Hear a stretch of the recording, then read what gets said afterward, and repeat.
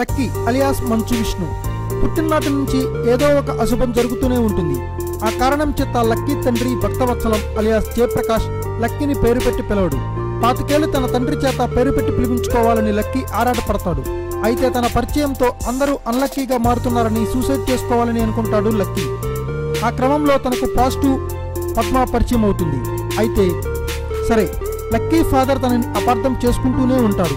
ఇక అనుకోకుండా mafia gang అయిన జేజేకు లక్కీకి ఓ మ్యాటర్లో క్లాష్ ఏర్పడుతుంది.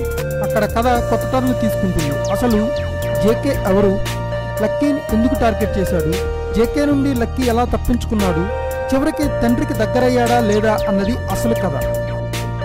సినిమాలో మంచు విష్ణు ఫుల్ ఎనర్జీతో కనిపించాడు. లక్కీ పాత్రలో విష్ణు మంచి ఈజ్తో నటించాడు. అయితే క్యారెక్టరైజేషన్ విషయంలో దర్శకుడు ఇంకా కాస్త దృష్టి పెట్టాల్సి ఉందనిపిస్తుంది. సినిమాలో విష్ణు ఎనర్జీ మెచ్చుకోవాల్సిందే. ఇక పాజిటివ్ పద్మగా హన్సిక తన బబ్లీ యాక్టింగ్తో ఆకట్టుకుంది. సినిమాలో ఆమెకు అంత స్కోప్ లేదని చెప్పొచ్చు. ఉన్నంత వరకు హన్సిక ఓకే అనిపించుకుంది. ఇక లక్కీ తండ్రిగా చేసిన జయప్రకాష్ నటన బాగుంది.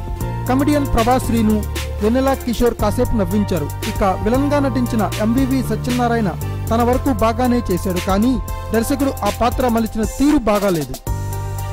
లక్కున్నోడు ముఖ్యంగా దర్శకుడు రాజ్ కిరణ్ కొన్ని ఫార్మాట్లలో విఫలమయ్యాడు. సినిమా కథ చాలా సింపుల్ గా అనిపిస్తుంది. దాన్ని 2 గంటలు నడిపించడంలో కూడా ఫెయిల్ అయ్యాడు. ముఖ్యంగా హీరో విలన్ క్యారెక్టర్స్ చూపించడంలో ఏమాత్రం ఆకట్టుకోలేదు. అచ్చు ప్రవీణ్ లక్కరాజు సంగీతం ఓకే.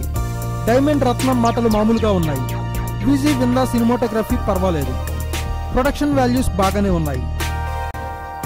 ఓ లక్లని కుర్రాడు లక్కీ అని పేరు పెట్టుకుని తనతో పాటు ఉన్న వారిని అన్లక్కీ చేసే కథే ఈ లక్కున్నోడు సినిమా.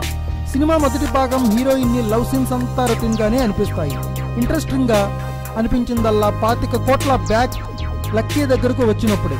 ఇక తన కడుపున పుట్టిన కొడుకుని కనీసం పేరు పెట్టి కూడా పిలవడానికి ఇష్టపడని తండ్రి తన కొడుకు అన్లక్కీ అని ఫీల్ అవుతుంటాడు. అయితే ఈ కోణాల్లో దర్శకుడు అనుకున్న కథనంలో తేలిపోయిందని చెప్పుకోవచ్చు. విష్ణు తన పాత్ర పరంగా సూపర్ అనిపించుకున్నాడు. దర్శకుడు అన్ని విభాగాల్లో విఫలమయ్యాడు. ఇలాంటి సినిమాలన్నీ ఎంటర్టైన్మెంట్ మోడ్లో నడుస్తాయి. అయితే ఈ కామెడీ కూడా సోసోగానే అనిపిస్తుంది. ఇక క్లైమాక్స్ సీన్స్ కూడా అంత యావరేజ్ గానే ఉన్నాయి. విలన్ను సరిగ్గా చూపించలేదు. చాలా వీక్ గా విలనిజం కనిపిస్తుంది. గీతాంజలి తర్వాత కమర్షియల్ సక్సెస్ కోసం రొటీన్ ఫార్ములా ఎంచుకున్న రాజ్ కిరణ్ లక్కున్నోడు కాసేపు ఏదో నవ్వుకోవడానికి తప్ప సగటు సినీ ప్రేక్షకుడిని కూడా నిరాశపరుస్తుందని చెప్పుకోవచ్చు. Thanks for watching. Please subscribe our channel.